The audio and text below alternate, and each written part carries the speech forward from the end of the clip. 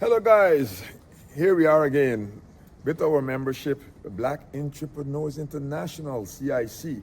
As you know, we've got all kinds of members of every shape and form that are doing every shape of business you could think of.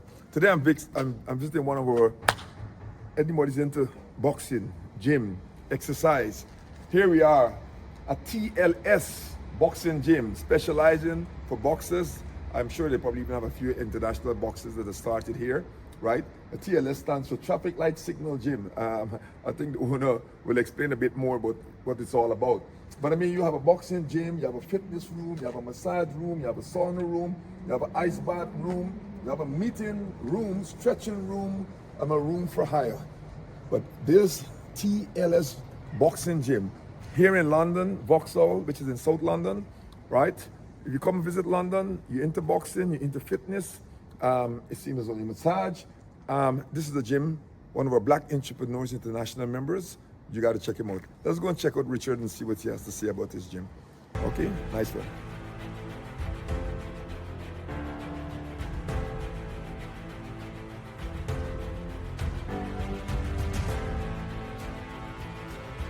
Yes. Thank you for coming. Thank you. This is Richard, Thank you so much. founder, along with his wife Tasha, of TLS Gym, boxing gym. Remember, right? That's the focus. Yeah, as you know, sometimes boxing is actually one of the hardest sports. As though it seems, easy, but I think it takes a lot more energy out of you than even just going and doing a normal gym. But we'll have Rich tell us a little bit about his company here, as Black Entrepreneurs International. That's what we're all about, promoting black businesses across the world. So, Richard, tell us a bit more about your company. My name's Richard Vassall. I'm the founder of TLS Boxing. TLS Boxing, we want to basically help the community where we can get most of the kids off the streets so they don't go to prison or they don't end up killing themselves, and they can actually use violence in the legal way, where it will be boxing in the ring and at the same time helping autism, disabilities, and at the same time teaching them how to read and write. So we have a classroom downstairs where we do maths and English and basically helping them around the community. Nice. Look at that. Look how many things is encompassed in one.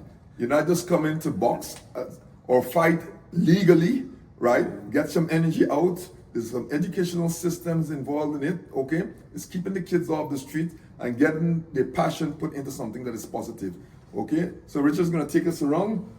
There we are, boxing gloves, t-shirts. You could even get the headgears here. I think you sell some of these things here. Our own little sports Right, shop. we have a one sports shop here. You want to come have a look? Yes, come and have a look. Let's go. We have a billboard on each side. This boxing. Okay, Richard, you just take us through. So basically, we built a billboard on each side where, when the clients come in, they can see different classes. So, like, this is the senior class. We have PT classes. We have women dancing and fitness. We have the sauna room. We have an ice bath room. But this billboard kind of just advertises itself, and people can come in here and advertise their business on here as well. So we try to help the community, and we want to help other businesses to come and advertise on the billboard. Okay. So here, when the kids come in, they basically sign here to register, so we can show that the government and the council how much kids are coming in each day, and we got a login system where they know. That's pretty good, because this is what we call in business data. That's right. Collection of data. It gives you an opportunity to understand who's coming. Probably you might get age or whatever it is, you know. See who's coming in as regular as possible, who's committed to the cause. So that on the long run, it obviously helps you to manage and understand what you're doing. Yeah. So data, as simple as it is, the boxing gym, you're collecting data, right? Guys, think. That's Let's right. go. We like to keep the business side of it as well. It's not just about boxing. Absolutely. So today we got a cinema night. We got a big boxing match coming up.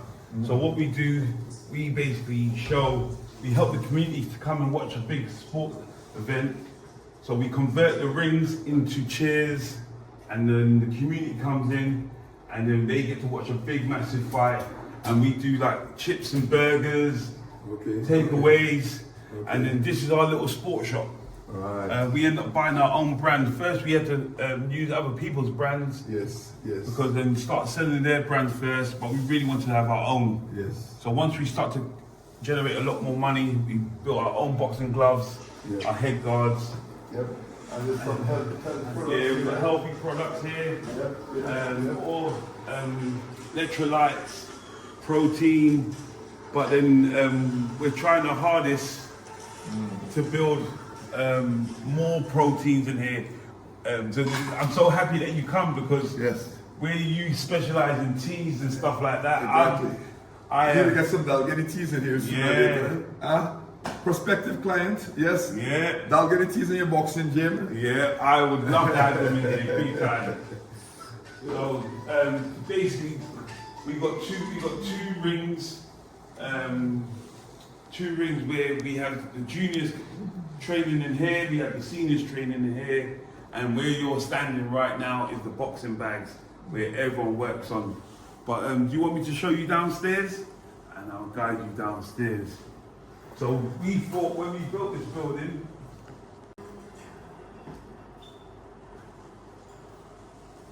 so basically this building was derelict and we had no funding, and where we had no funding, I had to use my own money to bring it to life to help the community. But in it was flooded, the roof was water coming through the ceilings, and basically you had to put light. It was working with a generator. But I had a vision in my head, and I basically wanted to help the community. So this was my vision, and basically brought it to life to help the community and help the kids, give them a chance. So this is the main floor, the boxing gym. But we didn't realize we had a floor downstairs, and opened up this wall and basically found out we had a basement that had a big, massive ground. So what I wanted to do is create something for the community, and I'll show you downstairs sauna, ice bath, massage room, and I'll show you downstairs what we've done. Thank you so much.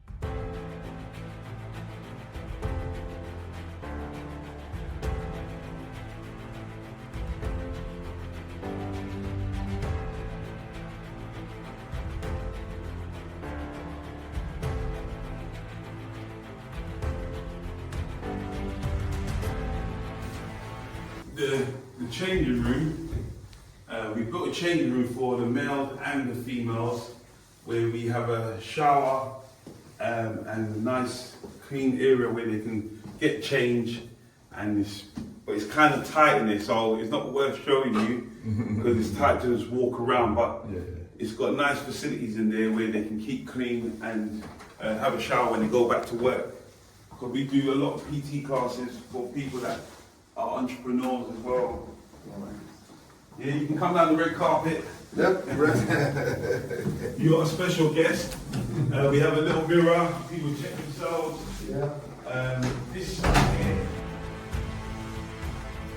This is a cinema room. Okay. And this cinema room is for the kids to do their maths and English. We convert this room to tables and chairs. So we have dance classes in here. We have people coming to do stretching, yoga, and this is like an all-purpose room. But at the same time, we show the boxers as well their fights before and after. So when they have their fights and they feel like they've lost, we can show what their weaknesses are, and then we go back upstairs and then we start working on the weaknesses. Yes. Great stuff. Let's go to the next room, see what's going on here. This room was a barber shop. It was a barber shop, but getting a barber is so hard.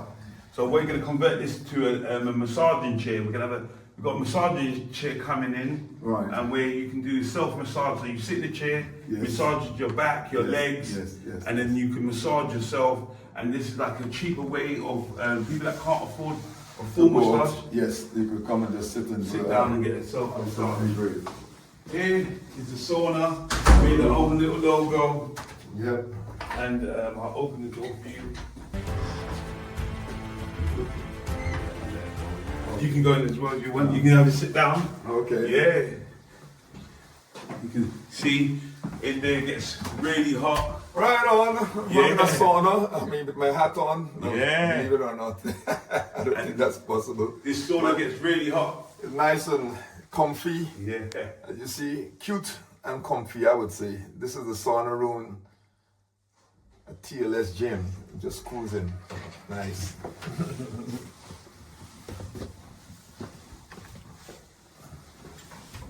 And this is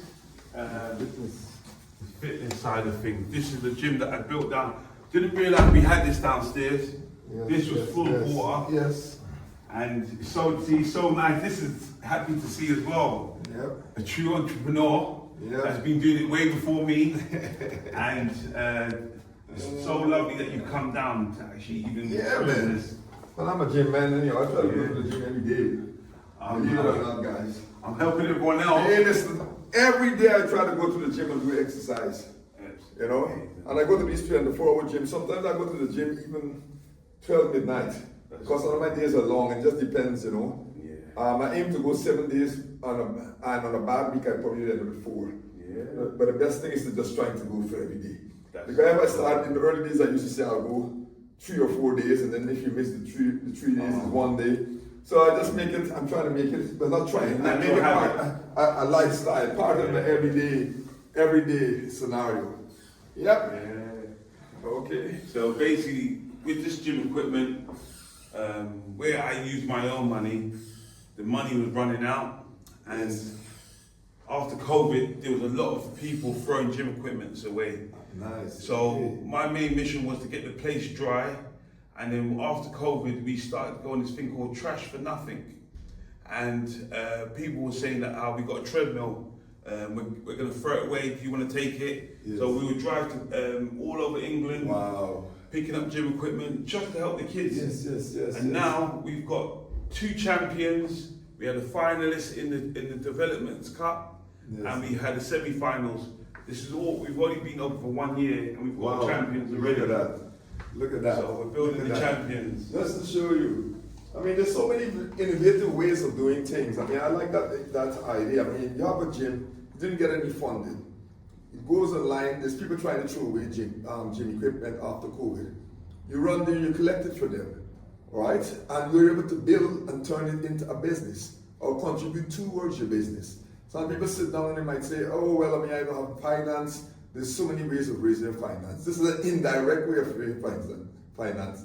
Yeah, people throw away stuff that you actually collect and turn it into something positive. Then you have the kids here come in and learn the box.